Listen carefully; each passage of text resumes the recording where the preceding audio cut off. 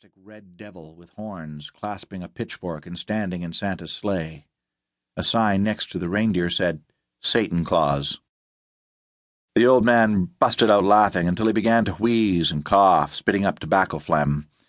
The purple-faced, oxygen-deprived man grunted loudly, clearing his throat, and spit a slime ball at the devil, hitting it in the face. "This neighborhood has gone to hell."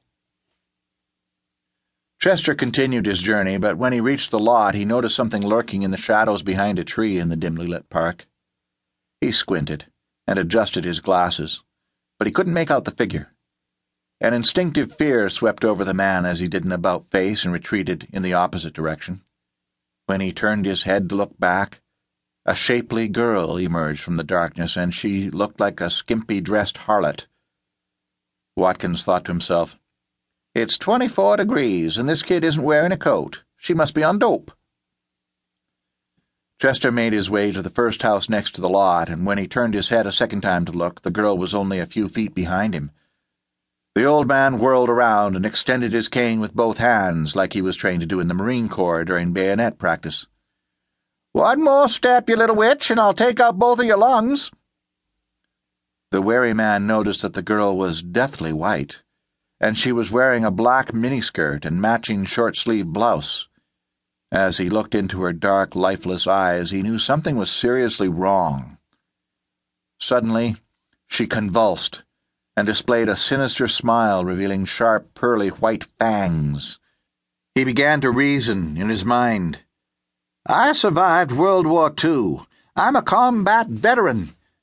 Tarawa and Guadalcanal, I fought the Japanese, and now some punk girl in crack is going to do me in. The boys at the VFW and the American Legion would laugh their asses off of this army now." In an attempt to gain an advantage, Watkins charged with his cane and yelled, "I'm going to knock those stupid-looking teeth out of your head and send your ass to the orthodontist." The young girl stepped aside, causing the old Marine to flail at the air, and she laughed at him, saying, "You missed me." In his next breath, Chester screamed, "Parry left!" and struck the surprised teenager with a stabbing blow in the stomach. The determined man pulled back, swooping upward as the girl cringed and fell backwards onto the sidewalk. Watkins reassessed his situation and thought he just might have enough wits to win this fight. With the cigar dangling from his mouth, the cocky man looked down at the dizzy-looking girl and said, "Well, Princess, are you ready to give up? Or do you want me to put the cigar out on your face next?"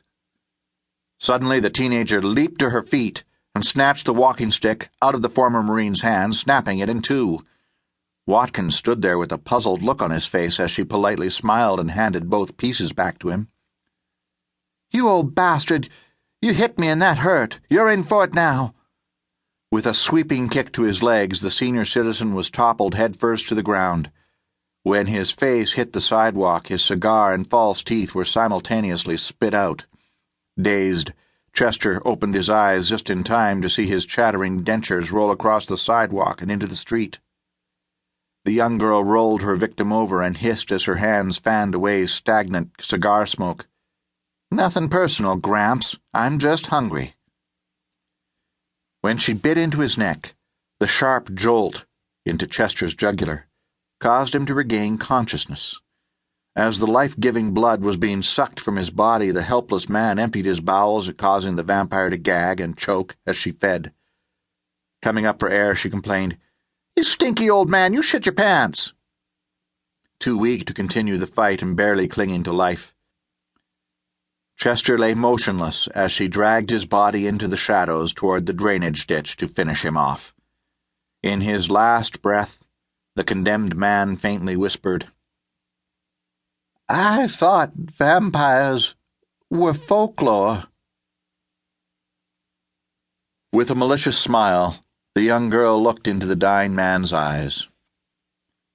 "That's what I thought, too."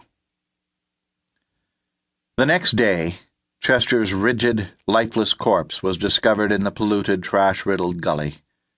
His body floated for several hundred yards in the icy waters and lodged in a connecting pipe, prompting utility workers to respond. In an attempt to unclog the channel, one of the laborers used a